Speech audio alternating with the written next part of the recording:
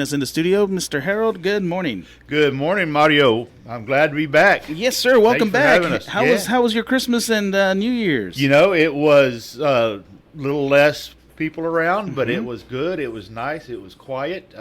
We enjoyed having Christmas with just a smaller group this year. Yeah, well, I was telling Regina Aviles from the Uvalde Area Chamber of Commerce. She was here Monday, and Christmas Eve, I was in bed by 8 o'clock and out. Excited for Santa the next day, and New Year's Eve about 8:45. I didn't make it till midnight. I was out as well. And Australia's midnight. All so that you got. So it was good. It was good. Good. Yeah. It was quiet. It was quiet. Stayed so home and tried to just stay safe. Yeah. Well, I'm glad you're back in the studio with us this morning. It was an interesting to receive a message there over the break. I was like, they're gonna do virtual learning this week. I'm sure a lot of people were taken by surprise on that one. But all Uvalde CISD campuses are 100% virtual learning this week. Yes, we are. We're 100% virtual this week. We'll continue to monitor the numbers, continue to monitor how it's affecting our staff and students. I wish I had an answer for next week at this point. I do not.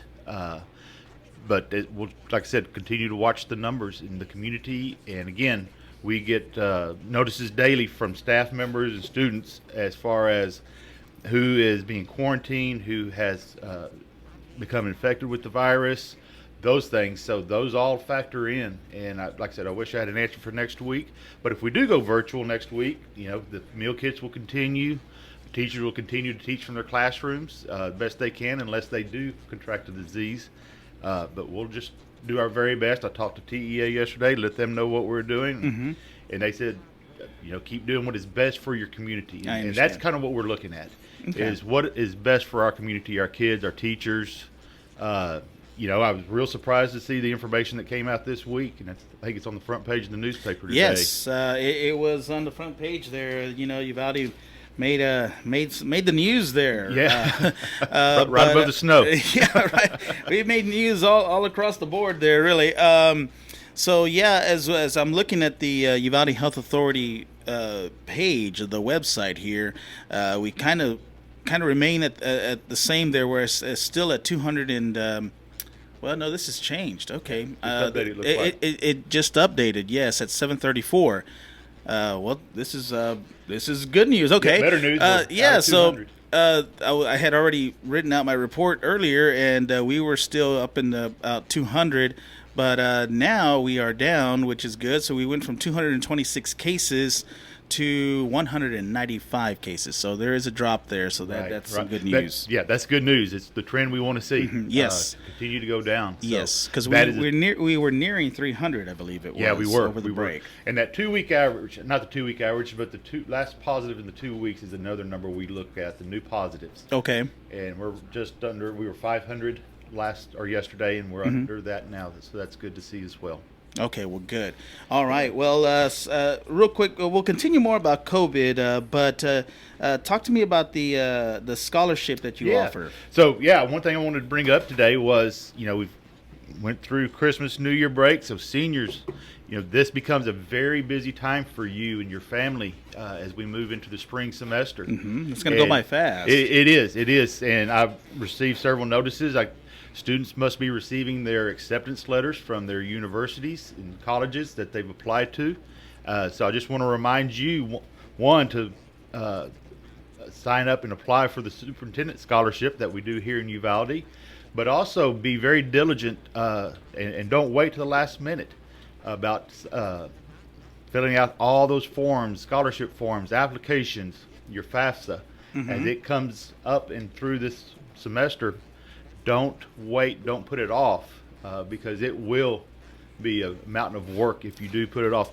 Pace yourself. Right. Now, where do the students, how do they apply? Where do they go? So go to our website and email Yvette Pettis. We have a link to her email. She captures all the applications, and what we like for students to do is to take a picture of themselves holding their acceptance letter or their banner or whatever it may be, and we'll post that as well on our website so that for all to see, and congratulate you and just we're proud of the work that you've done and where you're fixing to head.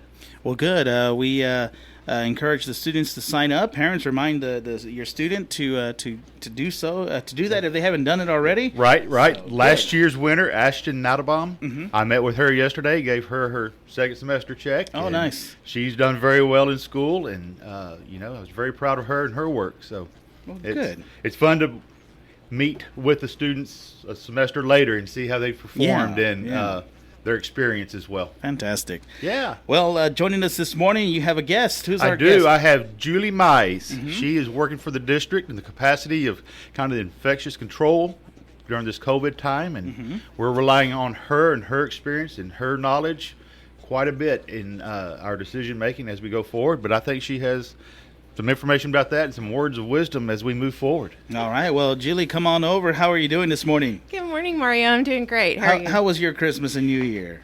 It was quieter. Good, yeah. Also, but it was good. Good. Well, I'm glad to hear Happy New Year to you. Talk to me about your position with the district. I am the infectious control nurse. I work with the students with COVID or some that are sick. They may not have COVID yet, but they say, I'm not feeling well, symptoms, keep up with, who's wearing what, when they can come back, how long they have to be out, that sort of thing. Work with the parents a lot.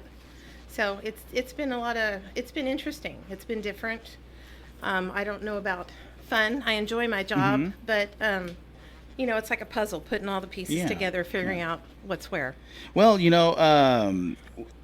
there's a lot going on right this time of year. You get your common cold, allergies, and so if you start experiencing those things, don't automatically freak out thinking like, oh, I have the COVID. I mean, it's not necessarily always related to that. It could be, the common cold or the flu and stuff. Exactly. Yeah, so, what are you doing? How does this work? Or obviously the students have to be. They go through a screening daily, and there's an app for that, correct? There is. The school has an app. The parents need to fill out every morning on their students, how they're feeling, what's going on. If the students are at school, they come usually to see the nurse and say, I'm not feeling well, these are my symptoms. We assess them, and based on their symptoms, we may either send them back to class or we may send them home. Right. We err on the side of caution to make sure, because we have, the whole student body to keep in mind. So, and we'll tell the parents, okay, they need to stay home for this many days, that sort of thing, and work with them. And that changes. That's a very fluid process, because depending on what's going on with them, if they're just symptomatic or if they're actually sick or if they have a household contact, those dates change. Right. Now, I was going to ask, the students are being screened, but I'm sure the all the staff as well, they go through the same process. Yes, they do. Okay. Now, once one person becomes in contact with COVID, how does that work? What do you determine there? Or they think they've been in contact with somebody? Right. They will contact us and say, I've been in contact with somebody. And then we ask them questions, how long was it? Did you have a mask? Were you inside? Were you outside? How long was the exposure? And then based on that, if we feel like it was a close contact, we will tell them, okay, you have to stay home for X number of days. And again, that changes depending on whether it was just a casual one-time close contact or whether it's a household person that they live with.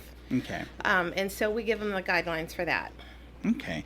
Well, the good thing too is if a staff member becomes in a situation where they have to quarantine, they could still teach through technology we are blessed that we have. That we're able to do that's that. Some good news there. Even though, say, they just quarantine for safety reasons, right? They could still I guess teach from home. Is that an option, Dr. Harold? Is the campus doing that? Yeah, in some cases we do. If a teacher has been asked to quarantine because of close contact, and not because they're sick, right? They will teach from home. Okay, Absolutely. well, that's they good. have the device, they have the equipment. That's good for that to take place. Absolutely.